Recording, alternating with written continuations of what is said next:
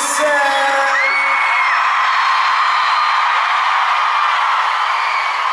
Comment ça va ce soir?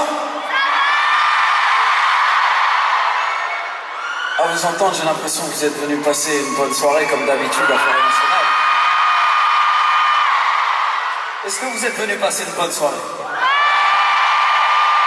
Vous êtes venus pour chanter, danser, sourire, vous échanger des bonnes ondes avec nous ou pas? Alors comme d'hab, on va très bien s'entendre ici à Forêt Nationale.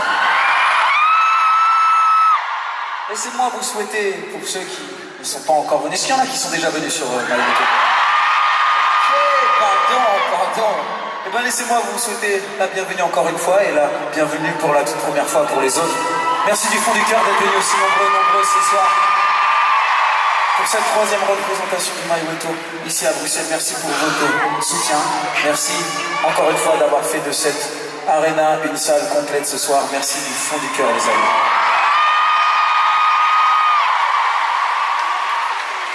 Alors comme vous le savez, le Maïmoto c'est une tournée particulière pour moi, c'est avant tout un hommage à un artiste, à une carrière, à une vision de ce métier. Et c'est vrai que, en fait, ce projet est né avec les années, ça a mûri dans ma tête et j'ai eu l'honneur, en fait, plusieurs fois dans ma carrière d'être comparé à cet artiste dans ma manière d'aborder ce métier, de me présenter sur scène. De faire toujours attention à la danse, au visuel, aussi bien que la musique. Et c'est vrai que dans un premier temps, je ne comprenais pas tout de suite les comparaisons. C'est vrai que c'était pas mon univers de prédilection et finalement, en me penchant sur sa carrière, sa manière justement d'aborder ce métier, quelles étaient ses motivations, comment il en est arrivé là, quelles étaient ses influences, je me suis rendu compte que si j'avais été né à la même époque, j'aurais sûrement fait les choses de la même manière. J'aurais sûrement été influencé par les mêmes artistes et j'aurais sûrement voulu faire les choses de la même manière. Et c'est pour ça que je me suis découvert une vraie passion pour cet homme, sa détermination, sa manière de respecter le public aussi, parce que je pense que c'était avant tout ça, le moteur, c'était de toujours vouloir respecter les gens qui payaient pour venir le voir et de toujours proposer le meilleur spectacle possible et se donner voilà, corps et âme pour son métier et pour son public.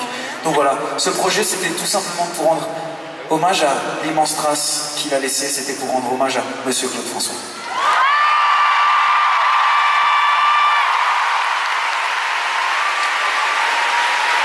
Est-ce qu'on a des fans de Claude ici ce soir? Ok. C'est vous qui cassiez les fauteuils à l'époque? Ouais, on fait comme ça, ouais. Faites-vous plaisir, il y en a partout ce soir. J'en attends pas moins. Est-ce qu'on est ensemble ce soir, Bruxelles ou pas? Petite question, est-ce qu'on a des filles dans la salle ce soir? Ah bon? Bon, vous avez vu, je suis venu avec les filles, elles sont jolies, non? Bon, ok. Ce soir, je vous trouve toutes particulièrement jolies. Vous trouvez belle. Les filles, on est ensemble ou pas?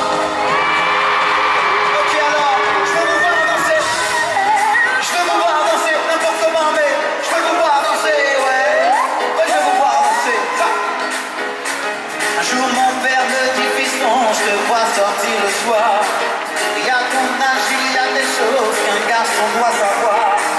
Et puis tu sais, méfie-toi, c'est parce que tu crois, elles sont toutes belles comme le jour.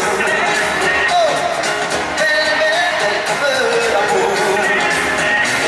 Et elles te rendront fou de joie et fou de douleur, mais crois-moi plus fou, belles de jour en jour. Et puis de plus en plus, tu vas en rencontrer. Et peut-être même qu'un soir, tu oublieras de rentrer. T'en verras plus dans le main et plus tu comprendras. Dans ces moments, tu te souviendras que ton vieux père disait, elles sont toutes belles comme le jour.